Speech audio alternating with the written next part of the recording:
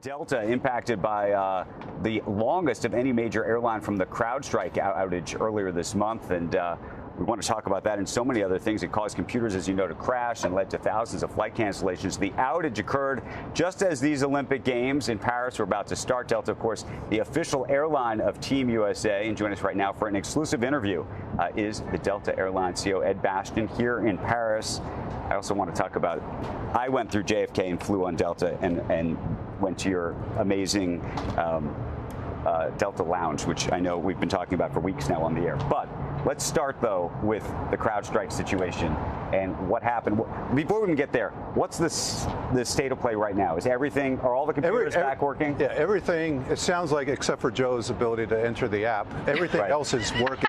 Yeah. And we've been up for over a week. We've had, over the last 7 days, I think less than 100 cancellations in aggregate, over 30,000 flights. So the system's working. It was terrible. It was terrible. And apologies again to our customers, our people. I mean, all of you guys. Right. We brought so much of the production crews, the athletes over.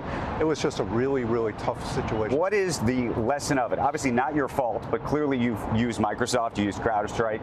I wonder whether you have to rethink about how these systems are set up in the future. Absolutely. And it's funny because people go out and wonder how this could happen, whether we have redundancies. And we build hundreds of millions of dollars of investment in redundancies. The issue is exactly what you said. It's at Microsoft and CrowdStrike, and we are heavy with both. We're by far the heaviest in the industry with both. And so we got hit the hardest in terms of the recovery capability. People don't realize Microsoft and CrowdStrike are the top two competitors around cyber with each other. So they don't necessarily partner at the same level that we need them to. And so I think this is a call to the industry. Everyone talks about making sure big tech is responsible. Well, guys, this cost us $500 million. What's going to happen? You're suing. Well, we're gone. We have no choice. Yeah. Over a period of 5 days, between not just the lost revenue, but the tens of millions of dollars per day in compensation and hotels, and we did everything we could to take care of our customers over that time frame.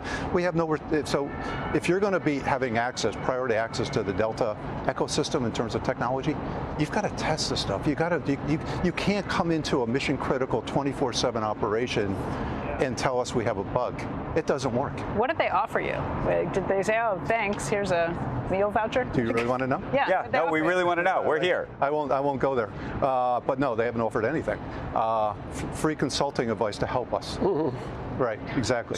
That's the extent of it. So anyway, so we have to protect our shareholders, we have to protect our customers, our employees for the damage, not just to the cost, but the brand, the reputational damage, and the physical challenges. So, but does that mean using 5 different companies in the future for this? Does that mean using one company for Well, it's been a wake-up call for me because we have issues regularly in this space, and I think part of the issue, to be honest with you guys, is you look at these crazy valuation a lot of these tech companies trade at, multiples, double-digit multiples of future revenues. Right.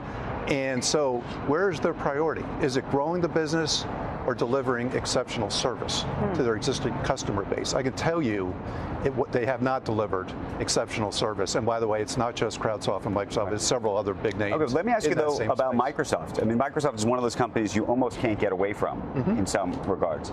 Is there any rethink about how to use them or not? We have to. We have to. I mean, my sense is they're probably the most fragile platform within that space. You think Microsoft is the most fragile? When was the last time you heard about a big outage at Apple? Right. Very infrequent.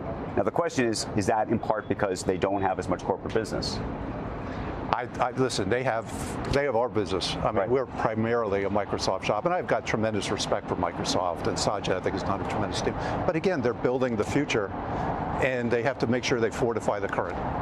And so right now, is there like a 45 or 60 or 100-day program plan inside? No, we're internally, well, the question you just raised in terms of how do you rethink the fortification. We thought we had the best between Microsoft and CrowdStrike. In fact, they're integrated. That's what caused a lot of the slowdown, is because it was hard to kind of decouple them, to unencrypt. We had 40,000 servers that we physically had to go touch and reset. And they didn't all come back on the way they left when they went off, because they're not scheduled to go off. If you read, as you know, I'm sure you've read the terms of service on these agreements, They have almost every out in the world to suggest that they are not liable for anything unless it's, like gross negligence.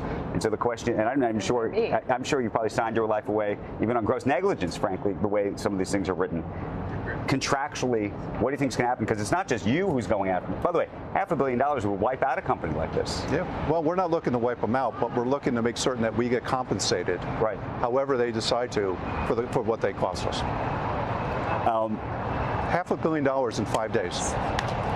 Let me ask you one other just related question, because we talked about this Delta One experience, which I had the opportunity to go to. I was at JFK. It was pretty cool. How expensive is that for you to do, and how can you replicate that around the world? Is that more important than what's on the plane? How do you think about the different dynamics here? Well, the challenges in our industry historically has been seen as a commodity. As an industry broadly, and over the last couple of decades, Delta has looked to differentiate itself, its people, its service, the quality of what we deliver. The only way we can do that is make sure we're leading with our front foot on premium and having a higher end opportunity for people to buy up. Our industry, demand is crazy. I mean, we've never seen demand at this level. You see it here. I mean, it's everywhere. But the lower end is having a challenge. I mean, the economy. People are so much more price conscious. A lot more price. They're on Kayak, and they don't care whether it's Delta or. Well, that's how value used to be ascribed to in our industry, was price. Whoever got me the lowest price was seen as the value producer. Today, value has shifted to the quality of the experience, and that's where Delta's winning, and that's where we're going to continue to lead.